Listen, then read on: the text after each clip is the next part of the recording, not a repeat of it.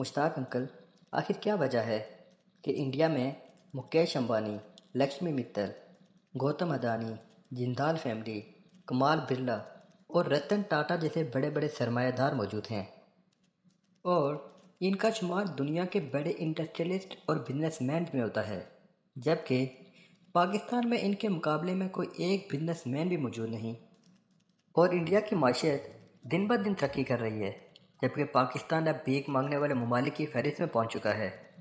یہ دونوں ممالک تو ایک ساتھ آزاد ہوئے تھے، پھر پاکستان کیسے اتنا پیچھے رہ گیا؟ احمد بیٹا، اس سوال کے تین حصے ہیں۔ پہلا یہ کہ پاکستان جیسا آج ہے کیا ہمیشہ ایسا ہی تھا؟ دوسرا یہ کہ پاکستان میں انڈیا کے جیسے انڈسٹریلسٹ کیوں نہیں ہیں؟ اور تیسرا یہ کہ پاکستان کی موجودہ معاشی بدحالی کا ذمہ دار کون ہے؟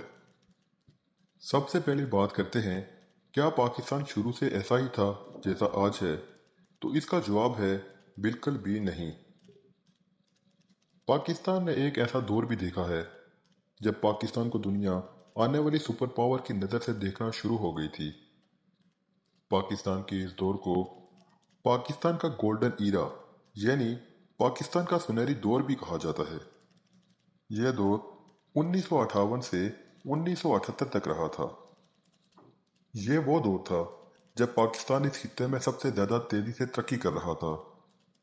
اس وقت اس پورے خطے میں پاکستان کی جو اکنامک گروتھ تھی وہ سب سے زیادہ تھی۔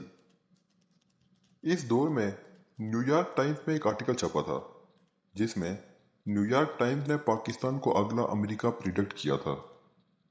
یعنی آج جس طرح پوری دنیا میں امریکہ کو لینڈ آف اپارچونٹیز کہا جاتا ہے، اس وقت یہی الفاظ پاکستان کے لیے استعمال کیے جا رہے تھے۔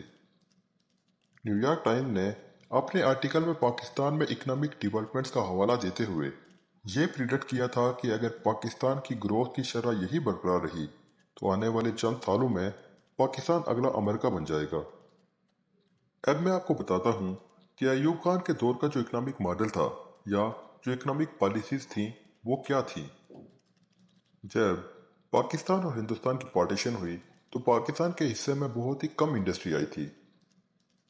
ایوب خان نے جب اقتدار سنبھالا تو اس نے انالائز کیا کہ کسی بھی ملک کی لانگ ٹرم گروتھ کے لیے ضروری ہے کہ وہاں پہ انڈسٹری انسٹال کی جائے، اور اس کے لیے ایوب خان نے ہارورڈ یونیورسٹی سے رابطہ کیا اور ان کے بہترین پروفیسرز کو پاکستان بلایا اور انہیں اس کام کے لیے اپنی ایڈوائزری میں رکھا۔ ہارورڈ یونیورسٹی کے پروفیسر نے پاکستان کے معروضی حالات کی ایک طویل اسٹڈی کرنے کے بعد ایوب خان کو ایک ماڈل پرپوز کیا۔ ماڈل یہ تھا چونکہ اس وقت جو بیس ہے وہ بہت لو ہے، یعنی جو انڈسٹری اس وقت ملک میں ایگزسٹ کرتی ہے وہ بہت ہی کم ہے، لہذا اس وقت جو پاکستان کے اندر موجود سرمایہ دار ہیں ان سے بات کرنی چاہیے اور انہیں کنونس کرنا چاہیے کہ وہ اس ملک میں انڈسٹری لگائیں، اور انہیں یہ اعتماد دلایا جائے کہ ریاست ان کی اس امر میں پوری معاونت کرے گی۔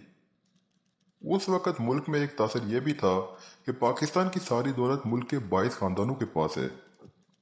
ہارورڈ کے پروفیسر نے اس ماڈل کا نام ٹرکل ڈاؤن ایفیکٹ رکھا۔ ٹرکل ڈاؤن ایفیکٹ کا مطلب یہ تھا کہ وہ 22 خاندان جو امیر خاندانوں میں شمار ہوتے ہیں وہ اپنا پیسہ انڈسٹریلائزیشن میں لگائیں، جس سے ان کی دولت سرکولیٹ ہوگی اور ان کی دولت کا ایفیکٹ عام آدمی تک بھی پہنچے گا۔ جب ملک میں انڈسٹری لگے گی تو انڈسٹریلائزیشن کی وجہ سے اکنامک ایکٹیویٹی بڑھے گی، بے روزگاری میں کمی آئے گی، عوام کا لیونگ سٹینڈرڈ بہتر ہوگا، پر کیپیٹا انکم بہتر ہو جائے گی۔ ریاست کی معاونت سے جب سرمایہ دار ملک میں سرمایہ کاری شروع کریں گے تو اسے باقی سرمایہ داروں میں بھی اعتماد بڑھے گا اور اس سے ملک کے اندر بزنس ایکٹیویٹی مزید بڑھے گی۔ ٹرکل ڈاؤن کا مقصد یہ تھا کہ اس سے جو اثرات ہوں گے معاشی خوشحالی کے، یہ ان 22 خاندانوں سے نیچے کی طرف ٹرکل ڈاؤن کرتے کرتے جو ہماری لو کاسٹ سوسائٹی ہے اس تک بھی پہنچے گی۔ لہذا ایوب خان نے ہارورڈ یونیورسٹی کے ٹرکل ڈاؤن منصوبے پر فوری کام شروع کر دیا اور تمام بڑے سرمایہ داروں کو انڈسٹریلائزیشن کے لیے راغب کر دیا۔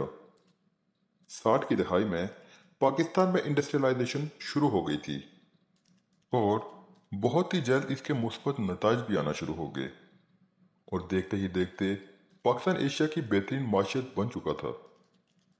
پاکستان نے ہر شعبے میں تیزی سے ترقی شروع کر دی۔ اس کے ساتھ ساتھ پاکستان کی خارجہ پالیسیز بھی دنیا کے لیے حیران کن ثابت ہو رہی تھی۔ یہ وہ وقت تھا جب پاکستان دوسرے ملکوں کی امداد کرتا تھا۔ جب جاپان کے اوپر مشکل وقت آیا تو پاکستان نے چاولوں سے بڑھ کر ایک بحری جہاز جاپان روانہ کیا تھا۔ اس وقت کے جاپانی اخبار اس خبر سے بھرے ہوئے تھے اور پوری جاپانی حکومت نے ہاتھ جوڑ کر پاکستان کا شکریہ ادا کیا تھا۔ جاپانیوں کو آج بھی پاکستان کا یہ احسان یاد ہے۔ اس کے بعد پاکستان نے جرمنی کے مشکل وقت میں بھی جرمنی کو 5 کروڑ روپے قرض دیا تھا۔ پولینڈ کے متاثرین کو بھی پاکستان نے اس وقت پناہ دی تھی۔ یہ وہ وقت تھا جب چین خستہ حال تھا اور دنیا سے کٹا ہوا تھا، تو پاکستان نے چین کا دنیا کے ساتھ رابطہ کروایا تھا۔ چین اور امریکہ کا پہلا رابطہ اور ہنری کسنجر اور صدر رچرڈ نکسن کے چین کے پہلے دورے کا انتظام بھی پاکستان نے کیا تھا۔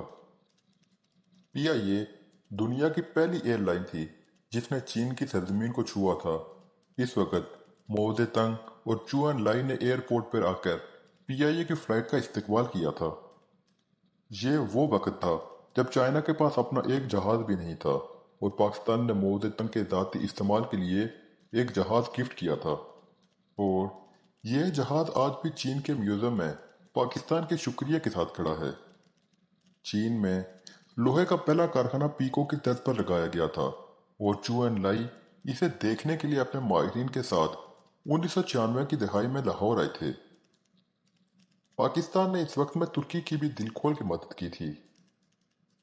ترکی کے زیادہ تر امرائی فوجی افسروں اور سیاستدانوں کے بچے پاکستان میں تعلیم حاصل کرتے تھے۔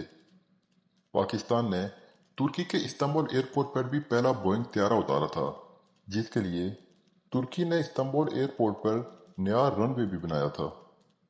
اس وقت ترکی کی پوری کابینہ اس فلائٹ کے استقبال کے لیے ایئرپورٹ پر آئی تھی۔ پاکستان نے اس وقت میں موراکو، تیونس اور الجزائر کی آزادی میں بھی مرکزی کردار ادا کیا تھا۔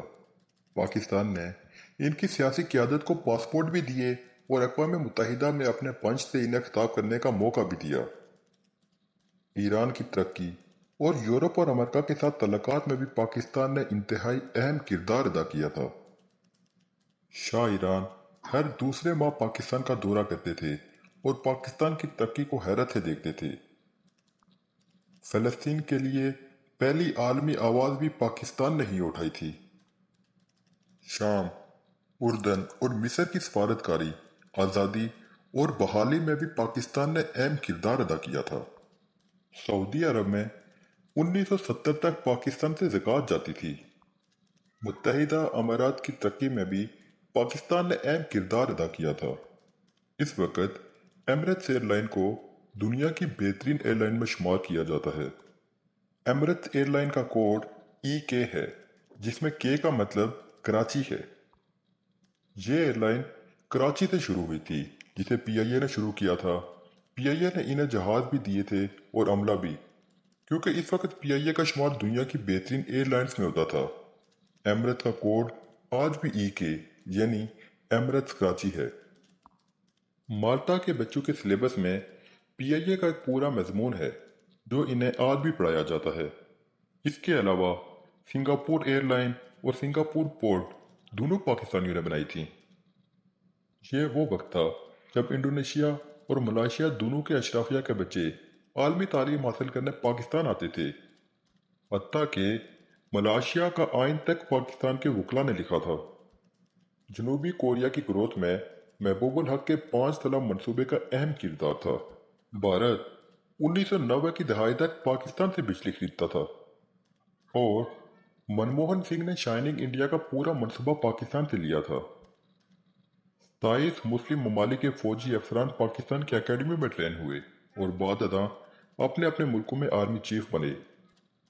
ہمارے معیار کا عالم یہ تھا کہ UAE کے فرمانروا زید بن سلطان جب پاکستان کا دورہ کرتے تھے تو کمشنر راولپنڈی ان کا ایئرپورٹ پہ استقبال کرتا تھا۔ ہمارا کوئی وزیر تک ایئرپورٹ نہیں جاتا تھا۔ اسی طرح جب ایوب خان امریکہ کے دورے پر گئے تو اس وقت کے امریکی صدر جان ایف کینیڈی نے اپنی پوری کابینہ کے ہمراہ अयूब खान का एयरपोर्ट पे इस्तकबाल किया और सदर अयूब खान एयरपोर्ट से व्हाइट हाउस खुली गाड़ी में गए और सड़क के दोनों अतराफ अमरीकी अवाम फूल लिए खड़े थे और पाकिस्तान जिंदाबाद और वेलकम वेलकम के नारे लगा रहे थे। ये वो पाकिस्तान था जिसे दुनिया हैरत ज़दा नज़रों से देखती थी।